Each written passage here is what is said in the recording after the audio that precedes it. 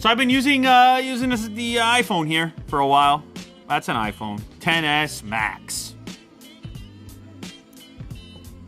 Did I satisfy anyone? No. Okay, I satisfied no one because everybody's gonna say, "Oh, you don't understand. It's better." And then on the flip side, everyone's gonna say, "Why would you do that? Why were you using it?" There was so many thumbs down on the video. I'm like, "Oh, I'm gonna switch to the iPhone." It's all crazy, to be honest, guys. I've been saying it. Please hear me on this. Like, these things, they're tools. Like, let's not. You don't have to fly the flag. All right. Like, you don't have to carry the torch for these brands. They just want a few dollars from you. That's it. That's all they care about, which is fine. If the exchange takes place, you get the value out of it. Beautiful. But let's not pretend, all right, that these things have not, like, let's not pretend that they haven't gotten closer and closer and closer. And now they're all basically doing the same thing. But, like, let's just be honest with each other. I want to be honest, with you. So I used it for a while. I went back because, like I said in the previous video, I said there's this tough part about covering Apple as extensively as you do Android, only because they put out devices once per year and they make the only hardware for their software. So you end up covering it at this one point in the year, and then the rest of the year you're constantly interacting with all these various Android devices and switching between them. And I think a lot of iOS people feel left out in the content because it's only like a couple weeks that I'm even on this device typically. So I went back to it, a little revisit.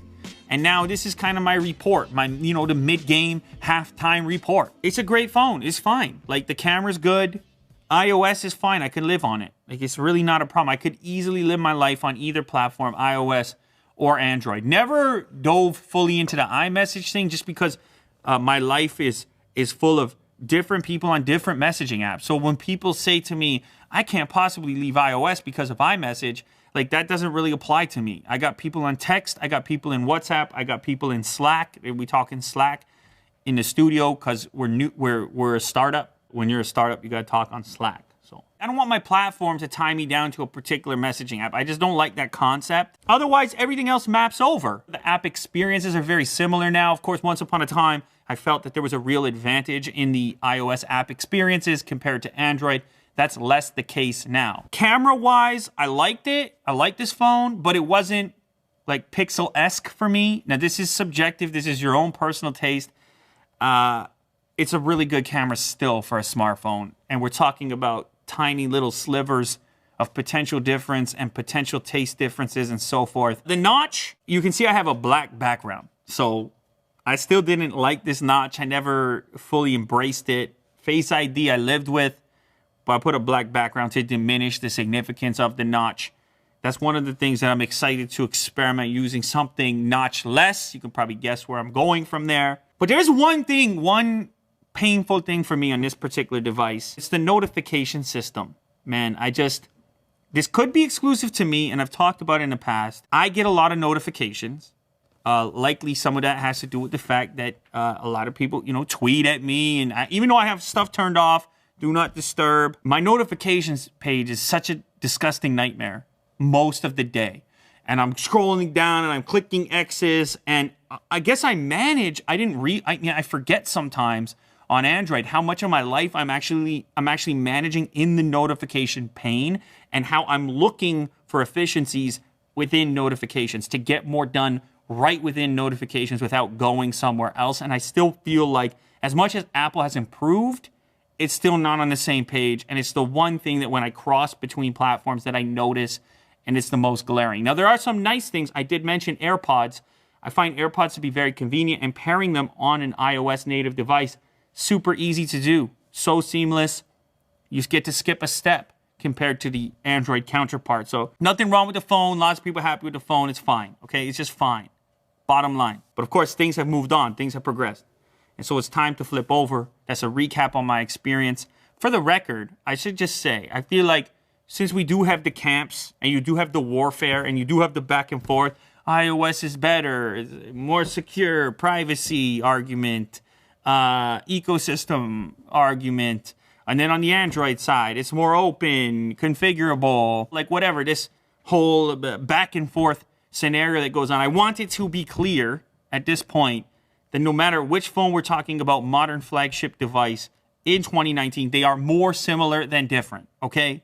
So the idea of screaming about it, the idea of the the petty arguments, the personal attacks. It really, it's not only does it not make any sense, but it's kind of stupid. Like, it doesn't actually apply. Like, there's not much of a point to be made there coming from a guy who uses all this stuff and gets on with it and gets on with life and does just fine. So anyhow, that's the phone, most requested. This is what people want me to switch to, and it makes a lot of sense. A lot of people actually felt that I didn't go in depth enough on this guy. Like, a lot of people were like, hey, Lou, we want more information. Where's a review? Where's a long-term usage scenario? Of course, it's the OnePlus 7 Pro. Tons of attention on this device. A lot of fans for this device specifically. Yes, it's expensive comparative to their previous versions, but arguably you're getting more. It's a notchless design. Like I said, latest chipset inside. One of the things I'm going to miss, I'll tell you straight away, wireless charging. Again, not worth arguing over. I understand you get much faster charging without wireless, but like, it's one of those things. It would be nice to have. Why not have it? I'm still kind of mad about it. But anyway, I'll move on. I'll get past it. Another area of concern for me is right here on the back on the camera. I heard that they're going to... Look at that finish, though. Holy moly. On camera, that looks wild. Nebula blue. Here in the camera department, on the previous version, OnePlus 6T, I went ahead and installed the Google Camera app, loaded the APK on there, and saw improvements in the camera performance. So I think a lot of this has to do with software, but if you watch the original video on this, I wasn't super impressed with my initial tests on the camera. Uh-oh, not the most friendly there on the contrast. It blew out my cheek. OnePlus, to me, now, it's kind of into premium territory. I understand the price is not $1,000, but it's creeping ever closer. And when you look at the spec list, and you look at the experience, and you look at the user experience, and the fact that many people are saying this is the fastest phone out there with the 90 hertz display, and the Snapdragon 855, it's like, yeah, call it a flagship, call it what it is. So anyhow, it's the switch, it's happening now, and I should mention at this point that I'll probably follow up with this to a certain extent. I'll do some check-ins, I'll do some follow-ups, I'll take your questions on this transition, and specifically on the OnePlus 7 Pro relating to certain issues. I've already started to catalog a few of the questions and concerns, but I'll continue to take more and likely address them on the second channel with the more discussion-based format. That's the Lou Later channel, which if you haven't checked it out, I'll link it down in the description. And if you do have questions, specific questions about this, you can hit up Willie Do. He will, he'll try to go through them. He'll try to curate them. It's will@loulater.com. I'll link that in the description as well. And you can hit him up, and then hopefully he can surface the best questions to me on that show. So make sure to do that. Okay, so here we go. SIM card tray.